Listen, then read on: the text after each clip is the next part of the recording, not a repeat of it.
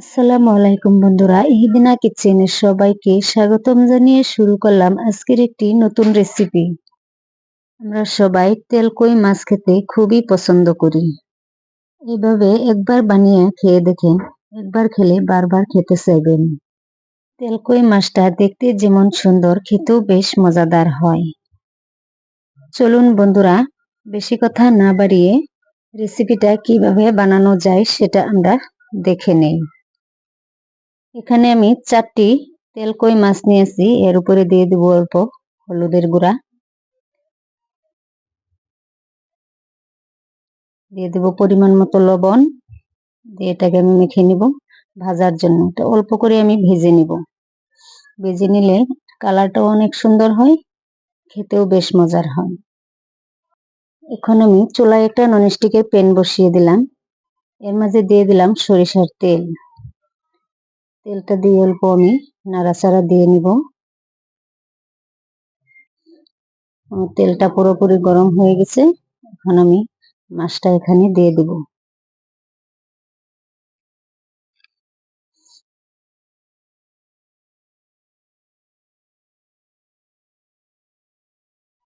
মাছগুলি দেওয়ার পরে আমি এটাকে অল্প নাড়িয়ে চাড়িয়ে দিব,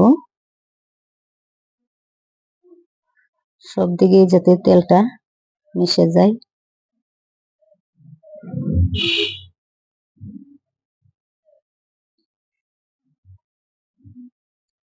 এখন আমি মাছগুলি উল্টিয়ে নিব।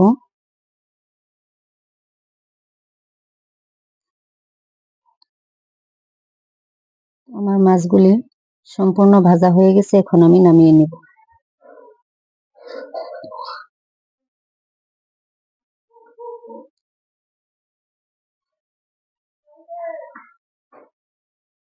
সবগুলো মাছ নামানো হয়ে গেছে। এখন আমি পেঁয়াজটা কেটে নেব।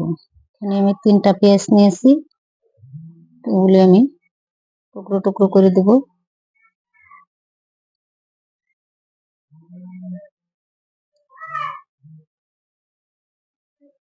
আপনারা চাইলে কুচি কুচি করে নিতে পারেন, তো আমি এইভাবেই কেটে দিব।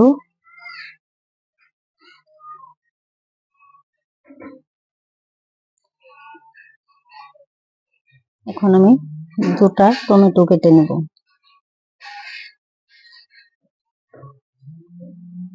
এটাকে আমি 2-3টা করে টুকরা করে নেব।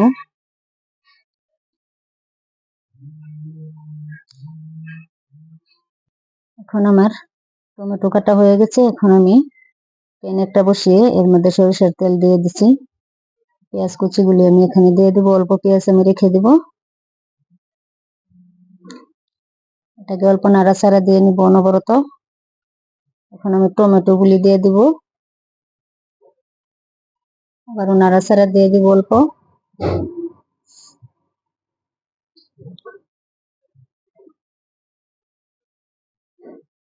অল্প পরিমাণে ভাজা হয়ে গেছে।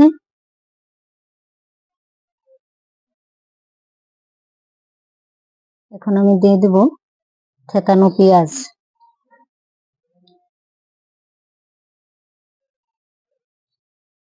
আবারও নাড়াচাড়া দিয়ে নিব।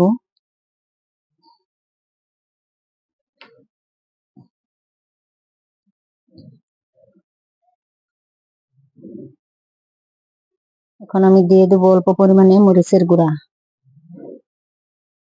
অল্প পরিমাণ দিয়ে দেব আমি হলুদের গুঁড়া,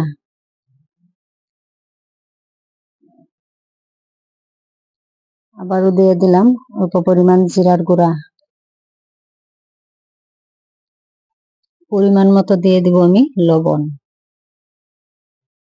আবারও এটাকে নাড়াচাড়া দিয়ে আমি একসাথে মিশিয়ে নেব।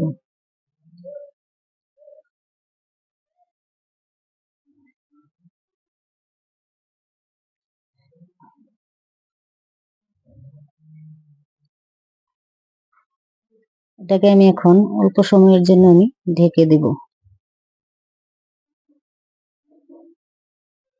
আবারও আমি ঢাকনাটা উঠিয়ে নিলাম।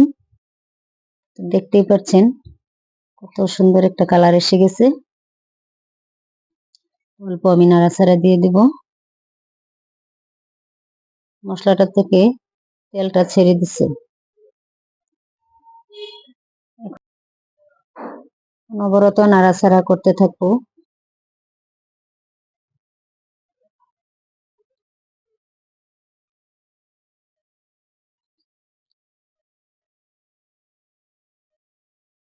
এখন আমি ভাজা মাছগুলো এখানে দিয়ে দিব।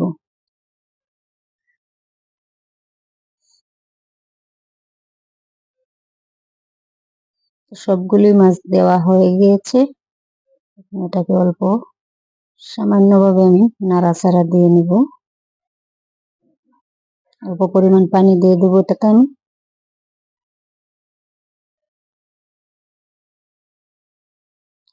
আপনারা আপনাদের পরিমাণ মতো পানিটা দিয়ে নেবেন।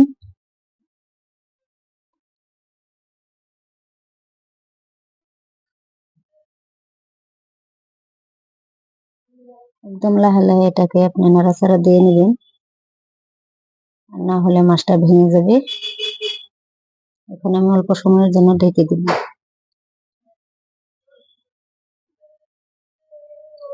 ঢাকনাটা আবার খুলে নিলাম। এখন আমি দিয়ে দেব 4টা কাঁচা লঙ্কা।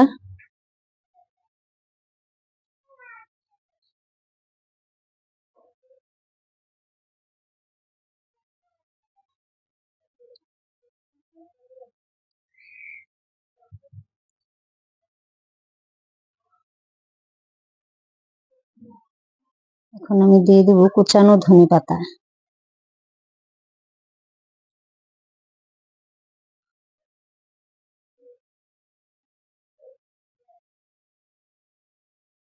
রান্নাটা পুরোপুরি হয়ে গিয়েছে। এখন একটা প্লেটে আমি এটাকে নামিয়ে নিব।